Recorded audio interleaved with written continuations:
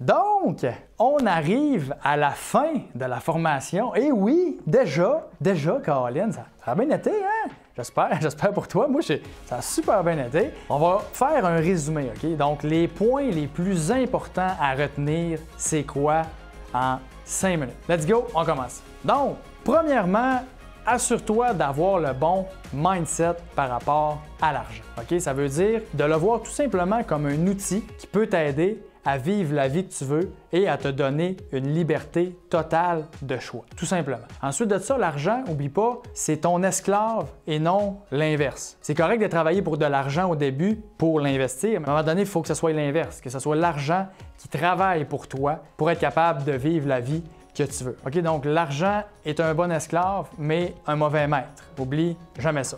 2, vise l'indépendance financière. On l'a dit, c'est ça qui va te permettre de vivre la vie que tu veux puis d'avoir le plein contrôle sur ce que tu veux faire. La liberté financière, très important. Ensuite de ça, tu es la personne la plus importante dans ta vie. Focus sur toi, paye-toi en premier, bâtis ton guichet automatique pièce par pièce, prends les bonnes habitudes, fais les bons comportements et tu vas voir, ta vie financière va faire ça. 3. Évite la surconsommation. Oublie pas, tu es ton pire ennemi. Tu ne veux pas acheter des choses qui n'apportent pas de valeur et de bonheur dans ta vie.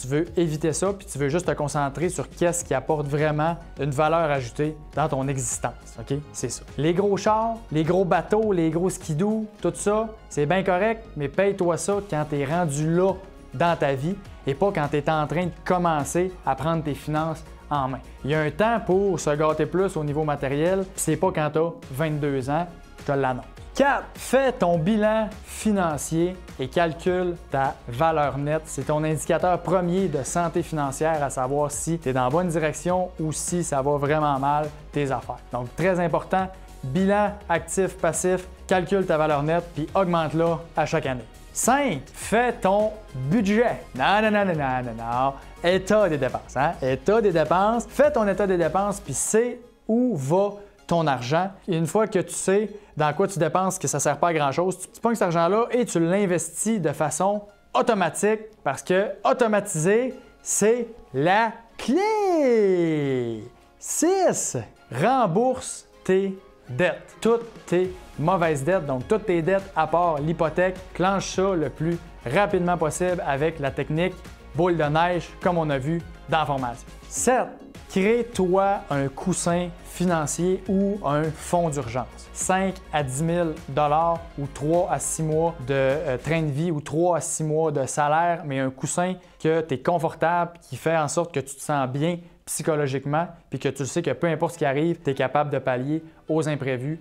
Minimum 5 à 10 000. C'est très important et c'est très sous-estimé, malheureusement. Mais toi, tu le sous-estimeras pas parce que tu es wise et tu écoutes la formation. Les deux. 8.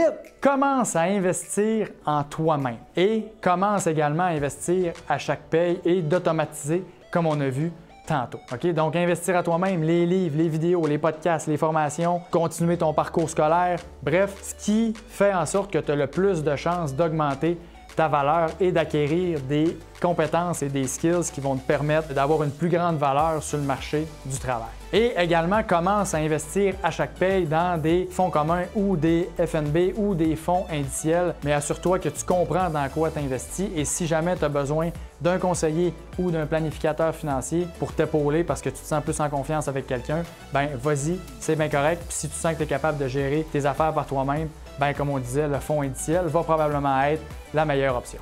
9. Si tu t'en vas de chez tes parents, le meilleur move à faire en partant strictement financier, c'est d'acheter un immeuble à revenu et d'aller habiter dedans.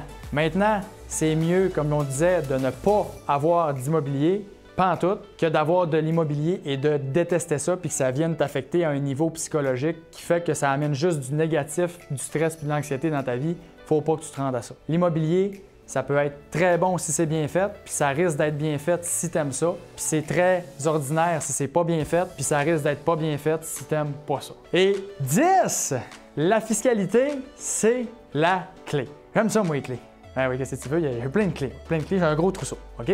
Mais la fiscalité, sérieusement, on l'a vu, REER, CELI, RAP, CELIAP, toutes les stratégies que tu peux avoir à faire avec ça, très, très, très important. Il y a beaucoup d'argent à aller chercher là, en toute légalité. Et si tu n'es pas à l'aise des fois avec ça, puis que tu sens que tu as besoin de quelqu'un, assure-toi d'avoir un bon comptable, un bon CPA, c'est important. S'il y a une chose que je recommande à tout le monde, c'est d'avoir un bon CPA qui s'occupe de tes affaires. Également, un planificateur financier à honoraire. Tu sais, des fois, tu as peut-être juste besoin de valider quelques affaires, puis tu as juste besoin d'une heure ou deux. Bien, un planificateur financier en horaire, ça peut très bien faire la job. Donc, si tu as besoin de t'entourer pour être sûr que tout est optimal, gêne-toi pas de le faire. Ça va probablement être beaucoup plus rentable de payer des honoraires à ces professionnels-là que d'essayer de tout faire ça par toi-même puis oublier des affaires puis en bout de ligne avoir perdu beaucoup plus d'argent que qu'est-ce que les honoraires t'ont coûté. En gros, c'est ça. Si tu n'avais pas pris de notes, ben là, je pense que c'était pas mal le temps là, parce que ça achève. Là, hein? Et justement, il me reste un dernier point à te parler dans le prochain vidéo qui est la conclusion, puis également une petite nouvelle juste pour toi.